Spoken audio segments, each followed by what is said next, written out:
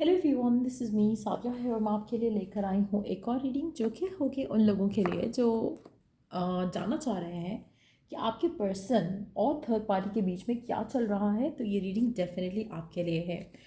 अगर आप ऐसी सिचुएशन में हो जहाँ पर थर्ड पार्टी का इन्वॉल्वमेंट है और आपको समझ नहीं आ रहा कि एक्चुअली उनके बीच में क्या हो रहा है, आपके पर्सन आपको कुछ बता नहीं रहे हैं या आप सच जानना चाहते हो, तो ये रीडिंग डेफिनेटली आपको क्लैरिफाई करेगी कि क्या सिचुएशन चल रही है उन दोनों के दरमियान में, क्या सीन चल रहा है उनके बीच में, ताकि आपने अगर कोई डिसीजन बनाना है तो आप डिसीजन बना सको। सो स्टिक अराउंड। और रीडिंग शुरू करने से पहले रिमाइंड करवा दूँ कि ये एक जनरल रीडिंग है।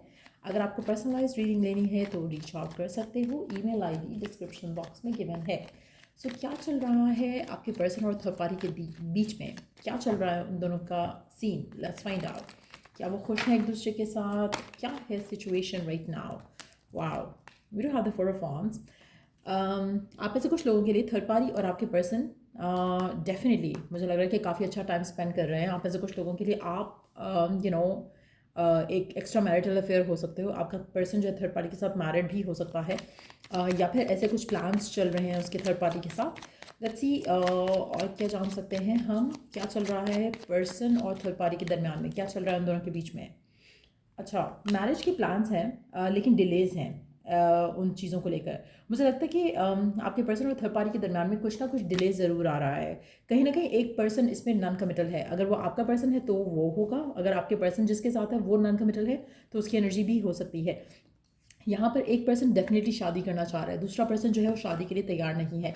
सो जिसकी वजह से ऐसा लग रहा है कि जैसे फ़िलहाल तो काफ़ी अच्छा टाइम गुजर रहा है, लेकिन आने वाले टाइम में चीज़ें ख़राब होती दिख रही हैं इन दोनों के बीच में।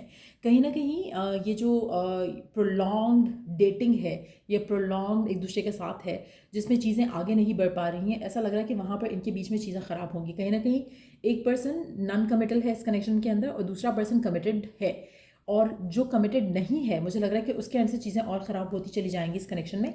और आप में से मेजॉरिटी लोगों के लिए ऐसा लग रहा है कि जैसे थर्ड पार्टी और आपके पर्सन जो है वो प्लान्स तो यही थे उनके कि वो शादी कर लें, कमिटमेंट कर लें, लेकिन जो है सिचुएशन इतनी फेवरेबल नहीं लग रही। ऐसा लग रहा है कि चीज़ें जो ये डिज़ायर कर रहे हैं उसको होने में थोड़ा इम्पॉसिबल लग रहा है। डिलेज आ रहे हैं और दूसरा नॉन कमिटल एटीट्यूड भी एक रुकावट जो है वो बन रही है। आप में से कुछ लोगों के लिए अगर आप एक्स्ट्रा मैरिटल अफेयर हो आपके पर्सन का, तो चांसेस काफ़ी ज़्यादा स्ट्रांग हैं कि ये आपको कमिट नहीं कर रहे हैं और आप इस इंसान के ऊपर स्टक हो। और देन इन दैट सिचुएशन इसका जो कनेक्शन है इसकी इसकी हस्बैंड या इसकी वाइफ के साथ वो काफ़ी स्ट्रांग हो रहा है। टू बी ऑनेस्ट, मुझे ऐसा लग रहा है कि यहाँ पर जो लोग जो लोग शादी में हैं इस इंसान के साथ, मुझे लग रहा है कि उनका कनेक्शन स्ट्रांग है। जो दूसरी पार्टी है यहाँ पर उनका कनेक्शन जो है वो वीक है। कहीं ना कहीं अगर आप अपने पर्सन के साथ हो और आपकी शादी हुई हुई है एक दूसरे के साथ और देयर इज़ अनदर पर्सन, तो उसका कनेक्शन वो जो थर्ड पार्टी के साथ है वो वीक है।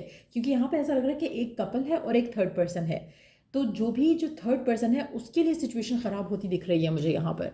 क्योंकि जो कमिटमेंट जो थर्ड पर्सन को चाहिए वो मुझे यहाँ पे मिलती हुई नहीं दिख रही। मुझे ऐसा लग रहा है कि जो शादीशुदा जोड़ा है या जो एक कमिटेड रिलेशनशिप है दो लोगों का, वो आगे स्ट्रांग हो रहा है। जिनकी डिज़ायर है कि मैं इस रिश्ते का पार्ट बनूं, वहाँ पे चीज़ें मुझे ख़राब होती दिख रही हैं।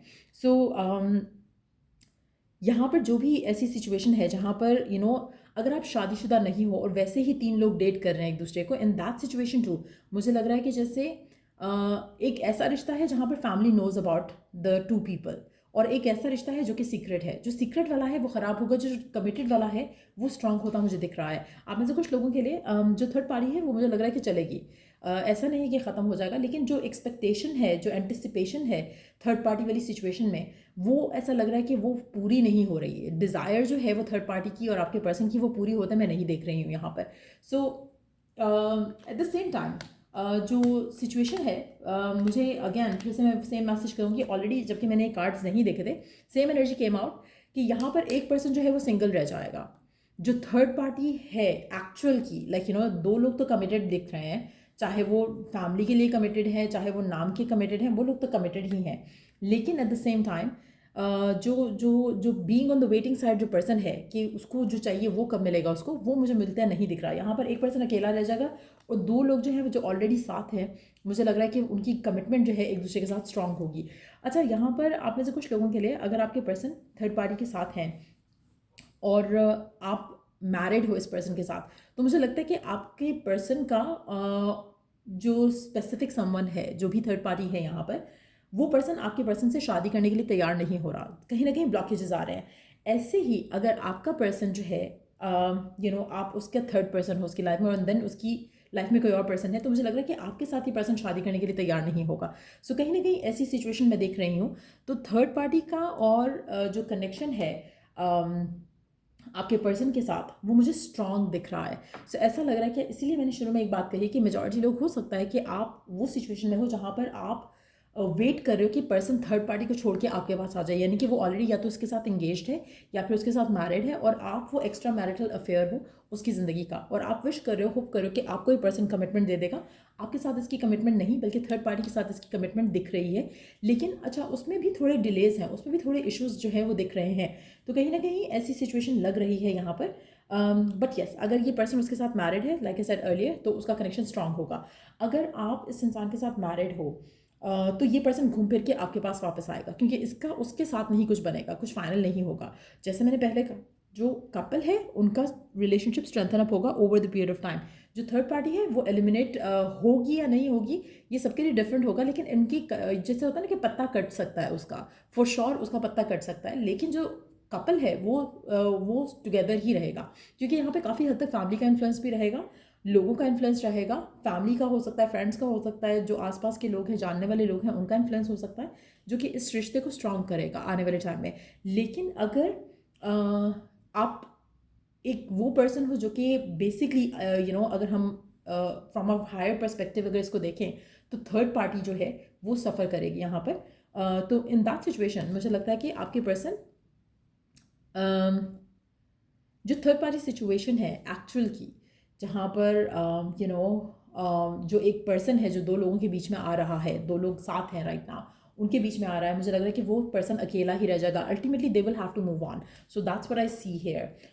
सो या अगर आपको इस रीडिंग से हेल्प मिला है, गाइडेंस मिला है, तो लाइक शेयर और सब्सक्राइब ज़रूर किया करो। और अगर आपको चाहिए कि एक गाइडेंस कार्ड आ जाए आपके लिए, तो लेट्स सी कि आपके लिए डिवाइन की तरफ से मैसेज क्या है, आपके लिए क्या करना सही है राइट नाउ।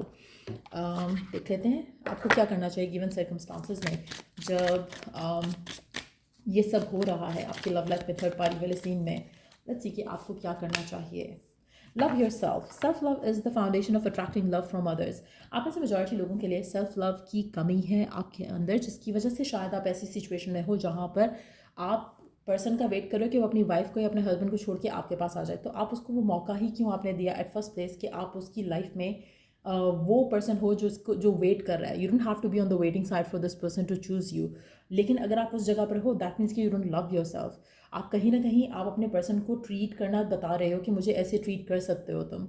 आपने उसे कट टाइज नहीं किया है, because you are letting this person कि वो आपकी लाइफ को कंट्रोल करे, सबोटाज करे, और साथ साथ आप जो है उसके हाथों में अपनी लाइफ को वेस्ट कर रहे हो। So you have to love yourself. Divine चाहता है कि यू लव योर सेल्फ, ताकि आप अपनी लाइफ में सही किस्म का प्यार, एक प्योर लव अट्रैक्ट कर सको।